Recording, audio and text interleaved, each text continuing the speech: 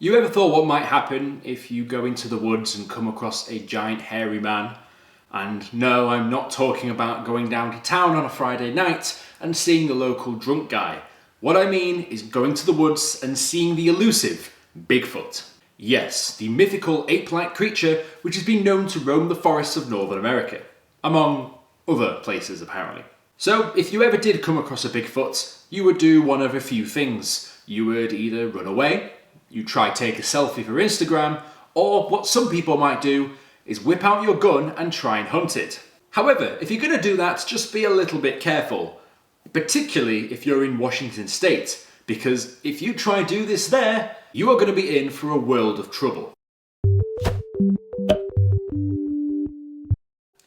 Hello! Welcome to Brainspill, the laziest show on the internet. My name is Tank, and yes, there is an actual law that prohibits the hunting of Bigfoot. In Washington State, mind you. That's right, the big guy himself. Or herself. Guys, we're an equal opportunist channel here. Men or women, we can still hunt a Bigfoot if we want to. So yeah, what the hell am I talking about? Bigfoot, otherwise known as a Sasquatch, is a long-running myth in that a giant hair-aped man inhabits the woods and has only been snapped in very low-quality 380p camera shots with grainy photographs of what looks like a man in a giant costume wandering through the woods. Although many people have been on the search for the elusive beast over the past few years, it is largely believed that Bigfoot is non-existent. Not my words, that's just what the internet tells me. Real or not, the Bigfoot phenomenon is now an icon of northwestern America. In particular, in the Skamania County, the southwestern region of Washington State. And hey, if any of you guys are from there in the comments, let me know and give me a big wave, would you? Right, so where did the myth originate? Well, in this part of the world at least, the French-Canadian painter Paul Kane attempted to traverse Mount St. Helens in 1847, to which he would go on to hire a group of Multnomah Indians to guide him along the Lewis River in order to get the best view to paint his picture. However, the people he approached rejected this idea. The reason this was rejected was that they were fearful that there were people called the Scoomans who were giant ape-like creatures who were cannibals. So they didn't want to go over there, because they didn't want to get eaten, and if this was true, I don't blame them, because I wouldn't want to get eaten so some French-Canadian guy can paint a picture. So they deemed the region off limits to anybody that wanted to go there. It's stories like this which really cements the myth of the Sasquatch and people that are saying they've had sightings of something or that they want to say they've seen something. Who knows, maybe it's real. Maybe only a couple of us have ever seen the elusive Sasquatch. This legend and the idea that there may be a mythical, one-of-a-kind beast in the woods resulted in two Sasquatch preservation laws, the 1969 Skamania County Ordinance number 6901, later amended in 1984, and the 1991 Whatcom County Resolution number 92043. Each law intends on protecting a Bigfoot if one were real, or, if it was ever found, to try and prevent the hunting and killing of a truly legendary beast. Just in case it was real, they may as well have something in place, just to be safe. Okay, so for the purposes of education, or just the fact that it doesn't sound like I'm spouting complete shite, I'm going to read you word for word what the law says, and it reads as follows.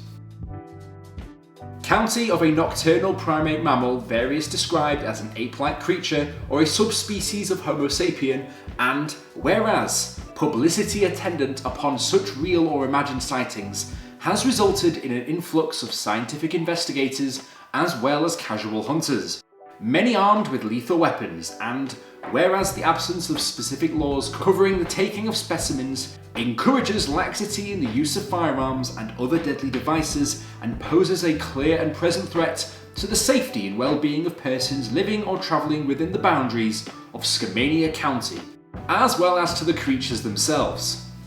Damn, this is a long quote. Therefore be it resolved that any premeditated, willful, or wanton slaying of any such creature shall be deemed a felony punishable by a fine not to exceed $10,000 and or imprisonment in the county jail for a period not to exceed 5 years. be it further resolved that the situation existing constitutes an emergency, and as such, this ordinance is effective immediately. So basically, if that made any sense to you, what they're saying is that effective immediately, anybody that goes out and hunts and kills Sasquatch in Washington state is liable for a felony, meaning that you could either get a fine of $10,000, be imprisoned for up to 5 months, or if they're feeling particularly nasty about it, both in one go. This might sound absolutely insane, and you know what, to be fair, it kind of is, but the actual purpose behind the law isn't so much for protecting a potential Sasquatch themselves. One of the main reasons they decided to bring this law in was to protect other people that were walking through the woods who may, for whatever reason, be mistaken as Bigfoot. So if anybody decided to pull out their gun and shoot a fellow human, and then later claimed that they were trying to hunt Bigfoot, then this law is still going to kick you in the teeth. And I know the law doesn't say anything about this, but I'm pretty sure it also doesn't mean that you can come into the woods, pull out your semi-automatic rifle, and just go ham on everything you see. I mean, even if you were hunting, that's not really in the spirit of things, is it? I can just imagine being a walker in the Skamania County, having a nice wander, only to see someone point a gun at you, thinking that you may be Bigfoot. So it's actually kind of good that they've got something in place to make you feel a little bit safer, just in case you decided not to trim your beard that morning. We don't want a Dick Cheney situation on our hands anymore, no sirree. Given the fact that there is an increased amount of would-be hunters or investigators trying to find the beast, there is a much higher likelihood of innocent people being shot and hurt as a result of this.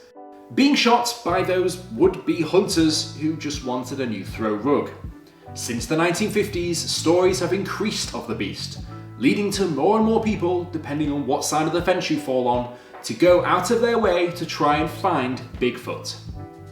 So this is pretty interesting itself, the fact that Washington state decided that it was necessary to have a law in place to protect Bigfoot, and everyone else as well, but more specifically, Bigfoot.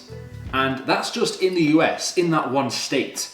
What's it like for the rest of the world, just in case any of us find a Bigfoot anywhere else? Now, I ain't no Sasquatch lawyer, and I cannot tell you what it's going to be like everywhere, because, I mean, I'm pretty sure not every country has a law like this, but yeah.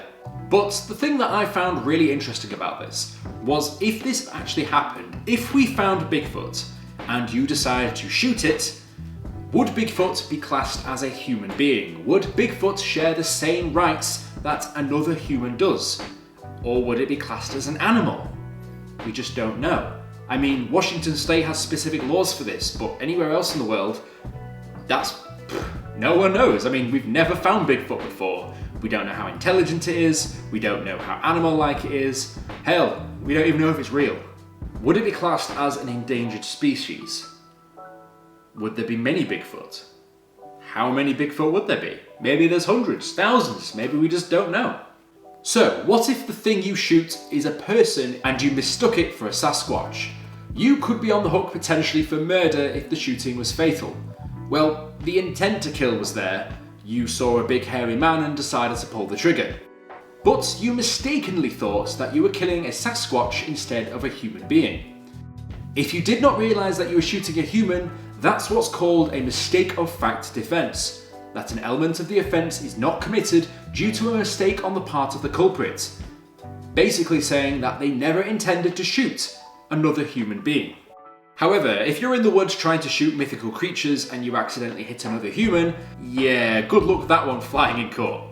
Basically, you'd be probably trying to argue that it was honest and reasonable that you decided to open fire on what you thought was a Sasquatch.